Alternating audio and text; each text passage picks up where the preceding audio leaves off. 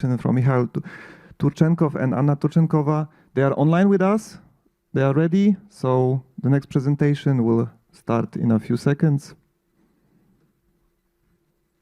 Hello? I don't know, can you hear me? Hello, can you hear me? Yes, we can hear you.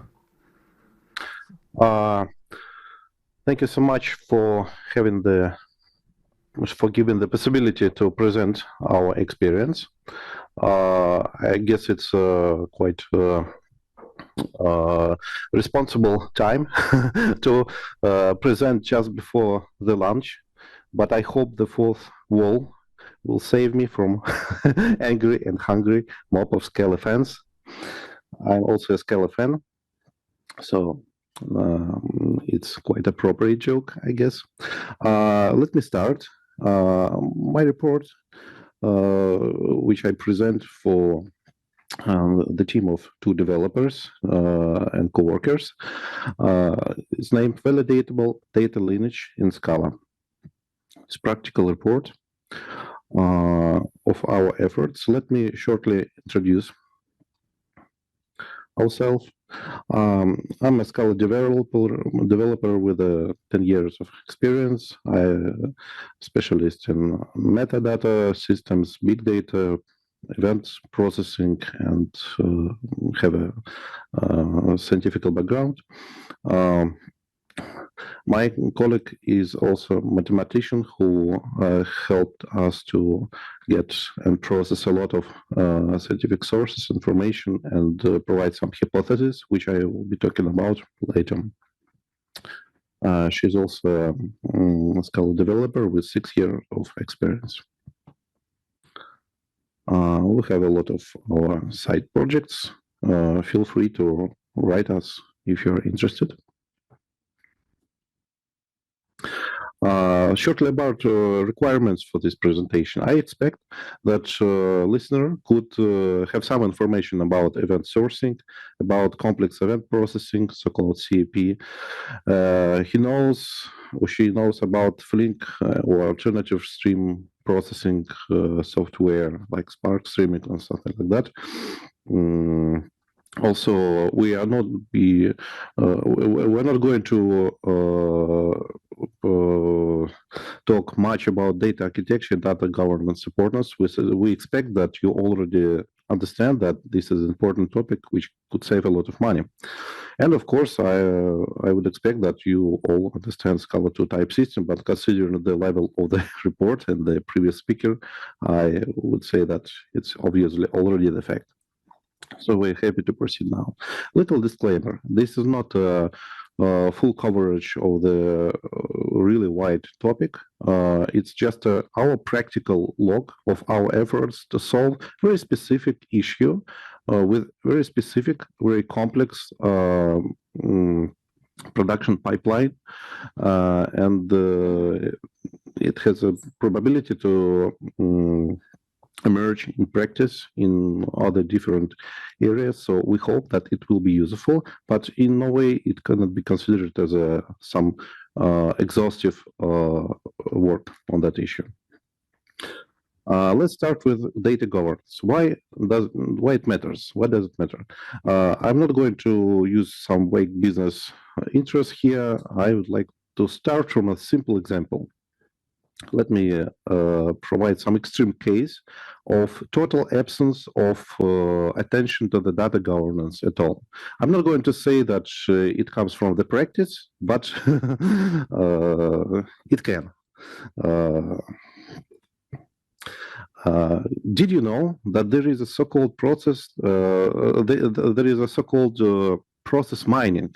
It's one branch of development which exactly what's written. It just analyzes the pipelines of data and extract process, makes hypotheses about processes which are behind these pipelines. So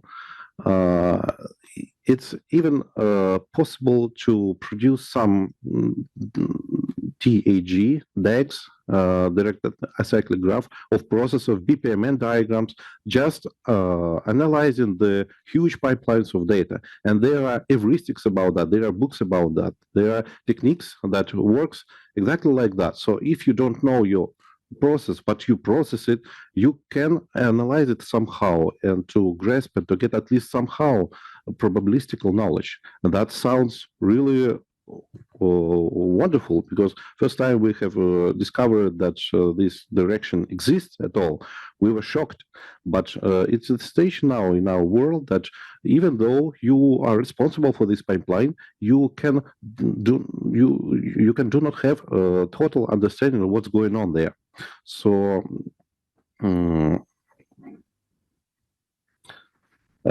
it helps you to get from raw data to some automatically built graphs.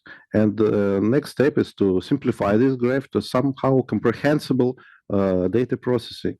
And so, speaking frankly, this sounds awful, but I can say that we had a kind of similar situation. We were having the need to explore, to reverse engineer a giant pipeline of processes, and in practice, it happens sometimes. It happens. So don't be. I don't want anyone who would be in our situation.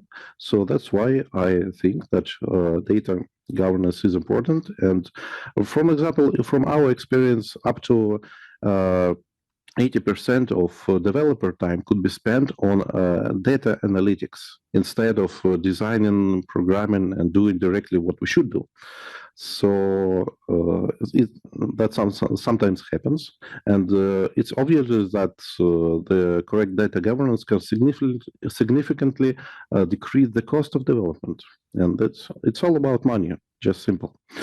We have analyzed the wide variety of existing tools of data for data governance and data lineage. These are interconnected terms. I guess that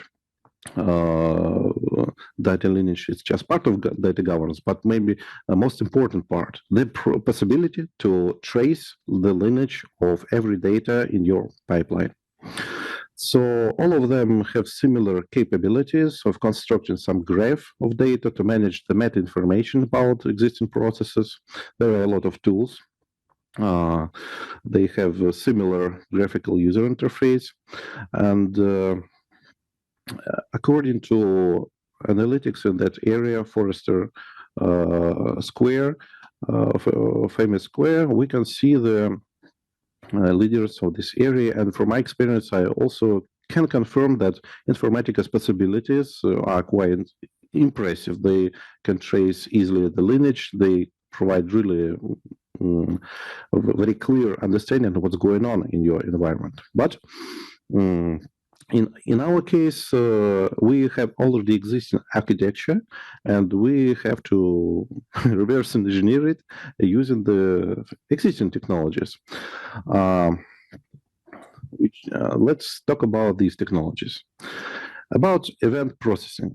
We are basically processing events, and there are a lot of events processors. We, for example, Akka streams Kafka, which we were talking previously. So I recommend to analyze our report on FPU conference, where we analyze the place of this technology in the landscape of all streaming technology, like an interconnection between Kafka clients and Akka streams.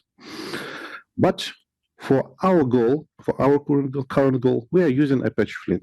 Apache Flink is based on also Akka, and maybe as you know it, and it has a really very useful web user interface and really catchy visual understanding and graph of processing, which is really important for our goals. So we will be focusing on Apache Flink.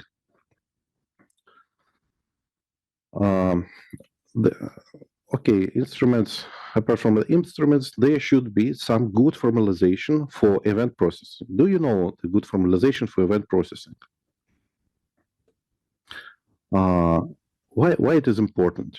We have analyzed a lot of articles with about existing formalization of event processing. And we have found that many articles conclude and have a conclusion that current state of art in this area is that there is no simple and popular formalization, and usually event processing systems tend to be really based on some imperative language code and don't have the transparent business logic behind them.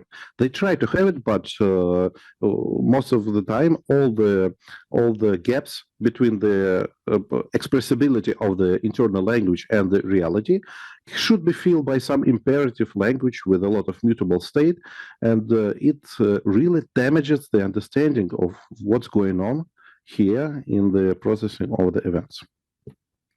So I have found also another article where there is the same idea. So no standardized method of interchange of event pattern instances between systems. Could you imagine that? Could you imagine that, for example, with a system about 100 microservices, for example?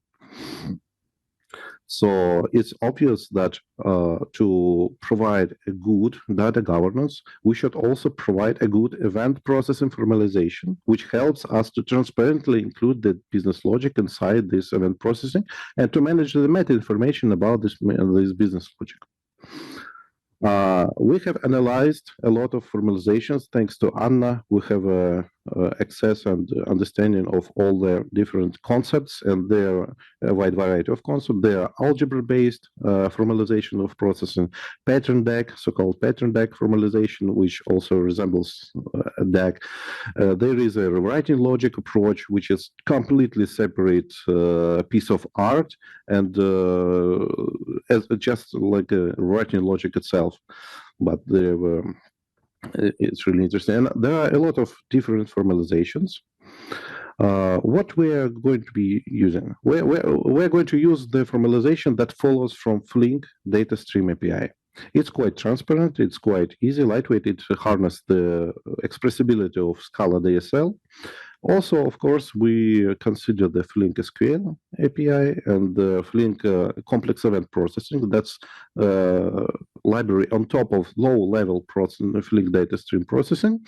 But for our goal, Flink data stream API is the main target. And also, really important fact. When we're talking about data governance, there are very well-established tooling of instruments for relational database management system and the management meta information in the relational database world and relational like for big data warehouses based on some relational storages and distributed storages. But in the case of event processing, there is no tooling at all. So basically, every company that harnesses the effectiveness of event processing, event sourcing, should think about metadata itself. And that's exactly what we have done and what we are going to present. So we have to use evolutionary approach when we don't have the possibility to skip 2 or 3 steps in the big ladder. We have to automate only those processes that are already run manually. So they are already important. They have a proof that they are important. So we don't have to skip a lot of steps in the evolution. And of course, we should estimate our efforts, how many time we save, and to find the balance between development, the automation for some manual process, and continuing to do it manually. For example, if we are managing the schema of some projects and there is a small variety of projects, for example, 5. If you have 5 microservices, maybe you don't need the data governance because it won't worth it at all. But in our case, and let me show it later, it really worth it. So after this short introduction, let's go to the description of the problem and the proposed solution of the problem. The first problem is as I told you, unmanageable complexity of pipeline architecture. This is only part of the image, but you can imagine, I don't have the time to, I have some kind of NDA, but we have a lot of topics, a lot of databases, and the most important one, more than 100 really running application. 100 microservices application. Every application is a Flink-based application. Every application is a Flink cluster. Could you guess the chaos of managing these metadata manually? That's just unbelievable. Only the analytical efforts needed to analyze the whole pipeline took a lot of time and efforts of communication and a lot of reverse engineering. They're just unmanageable. So what can data governance give us here? I suggest to separate it to the 3 steps. First step is the level of schema of the database that we're using, usually a relational database or some relational like that has some SQL interface. We have the coverage of schema on the databases and the coverage of schema on the Kafka topics. We're harnessing the hour schema and Confluence repository. So we have the first layer here of the data governance. Second layer is the in format and out format of the data processors of these microservice application, which are Flink based, and so they can easily and transparently show not only for the developer but for the analytic their in and out format in the form of the Scala case class, of course, like it is implemented in the Flink API.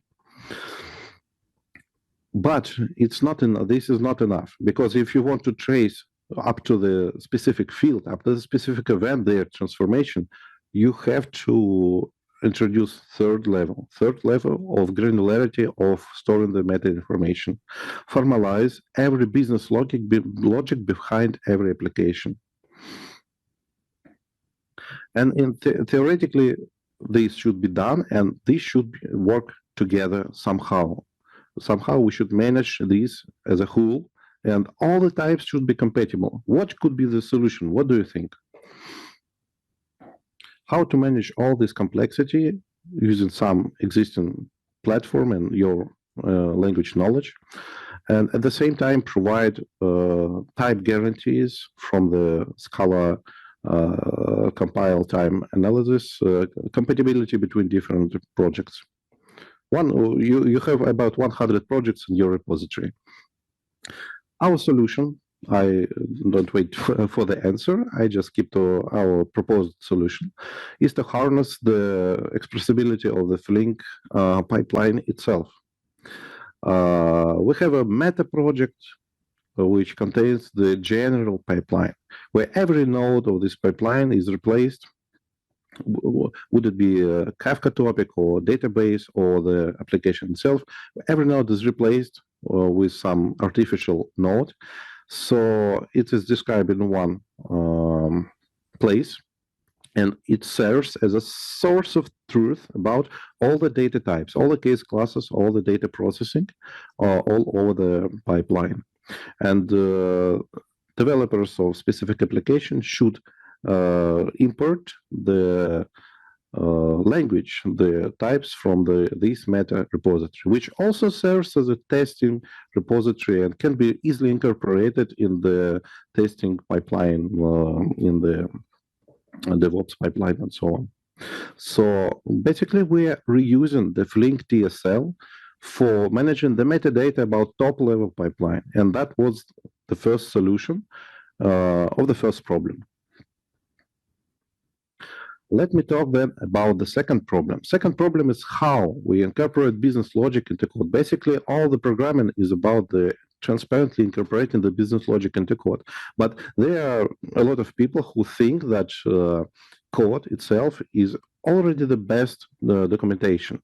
I will not argue much with that because good code is really good documentation, but we have to live in reality. In reality, it usually happens that if you have a lot of developers and non-centralized business logic storage, when they try to get the business logic, they try to get it, to grasp it from the existing code. And so we have a phenomenon called business logic degradation, when after 3 iterations of writing the business logic into code and reverse engineering this business logic to the brain of other developer and so on, so on, so on, you have degradation of the quality of original business logic. And that is really existing phenomena, which we as developers could observe on our experience and our pipeline of more than 100 microservices implementing each of one implements this business logic. So the possibility to transparently use the business logic directly inside the code avoids the phenomenon of the business logic degradation, but it also requires additional efforts. We think that business logic should use separate syntax inside some implementation language. And I cannot stop citing this wonderful article of Lihaoi. I'm not sure how it's pronounced correctly. We always pronounce it Lihaoi. Lihaoi in Russian.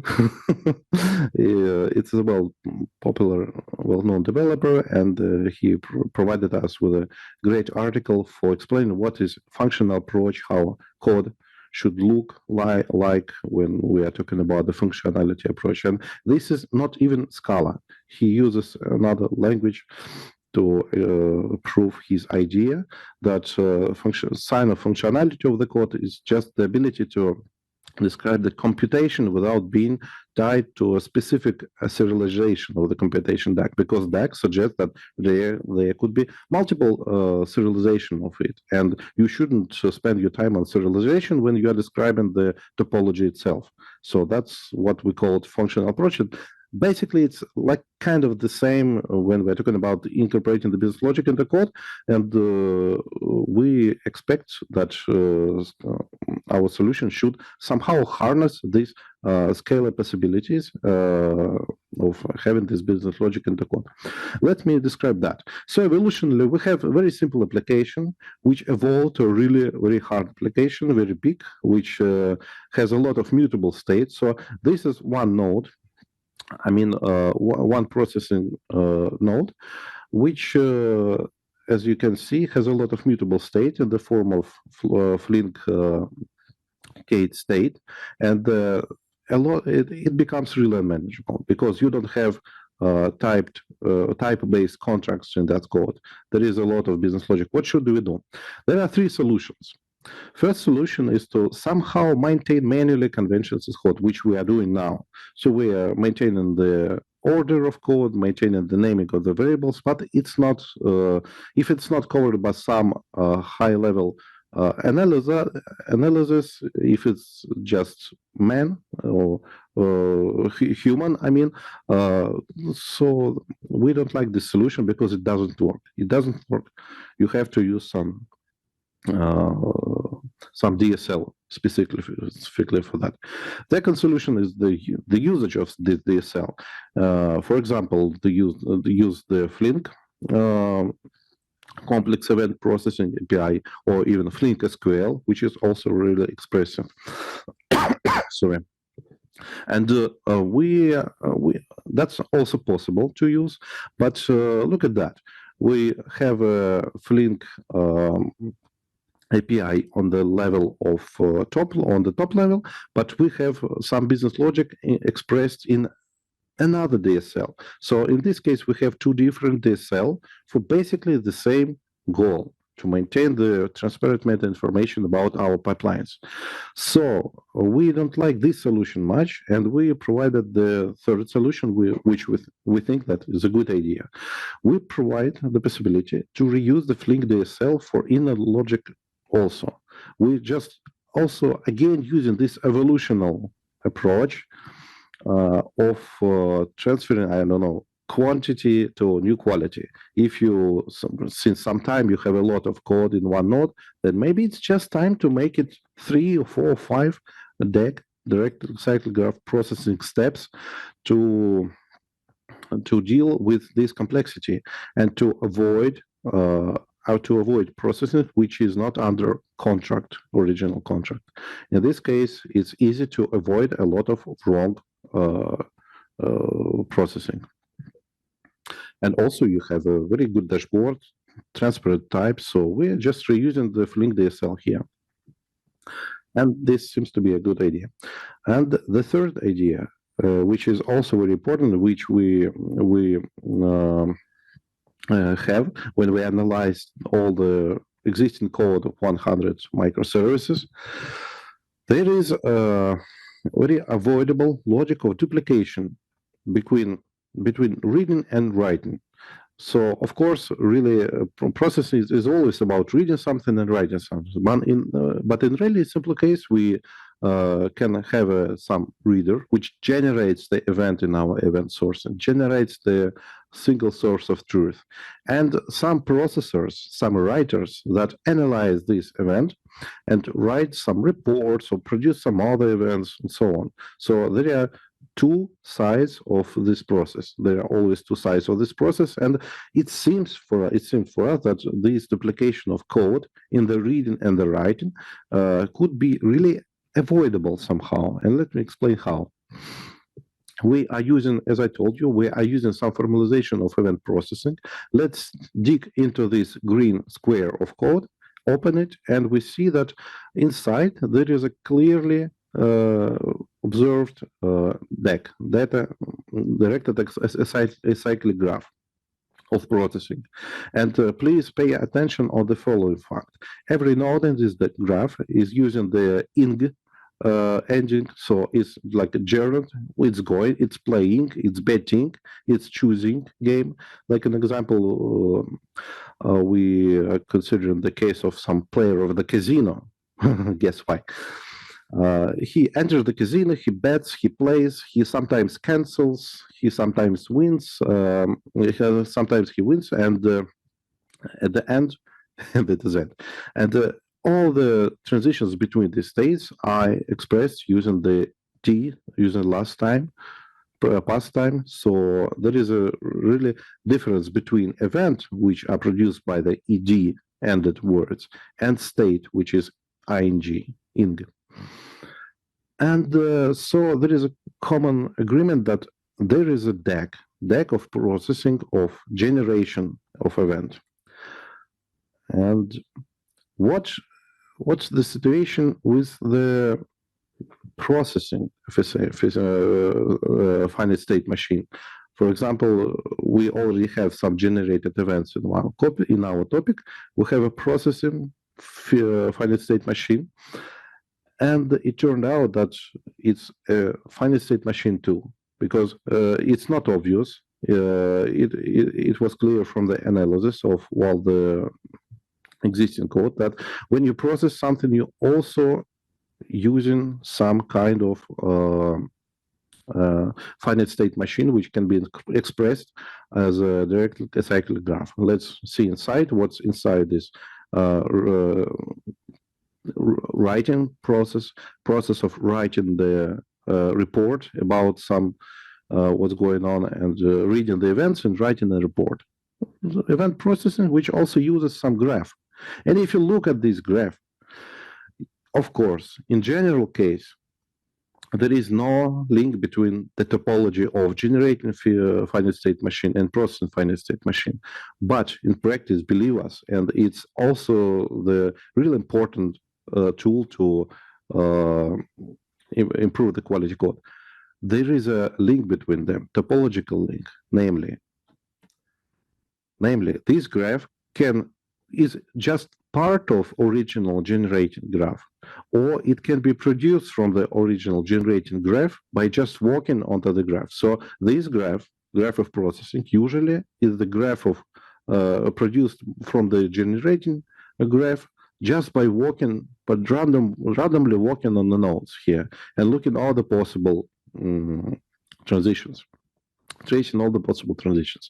So main idea of our main conclusion, and that's what Anna was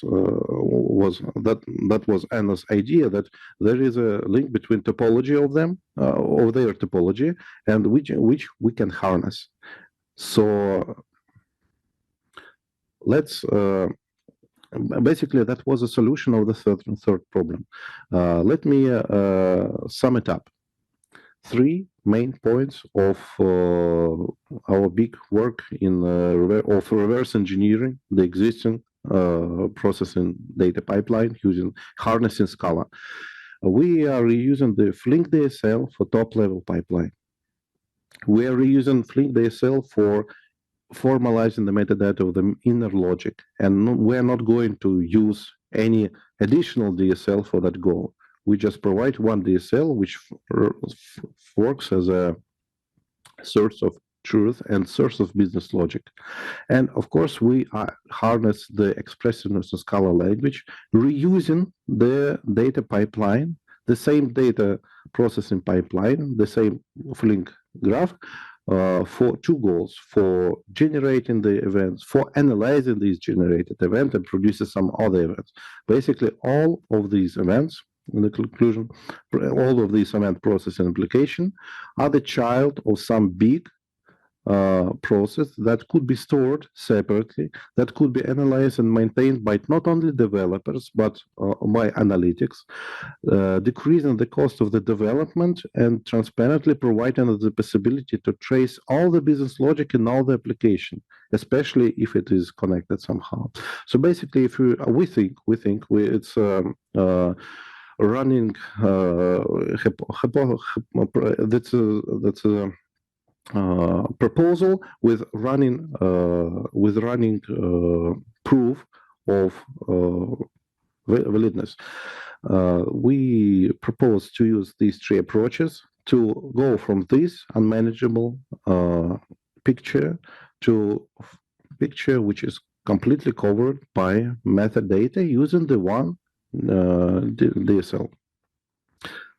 We analyzed a lot of literature. That's also only part of the whole picture, but there is a really interesting formalization which I citing, which I was talking about in the beginning. You can some of these articles are openly readable. You don't have to pay for them, but also we have a possibility to provide you with articles if you need it, because not all of them are really accessible. You have to use special institutional proxy for that. In the end, sorry for I just tried to shorten the report as much as possible due to the gap of the time, but thanks a lot for listening, and enjoy please your clear data lineage, which is expressed by these beautiful roots of some tree in Mexico. And thank you for your attention.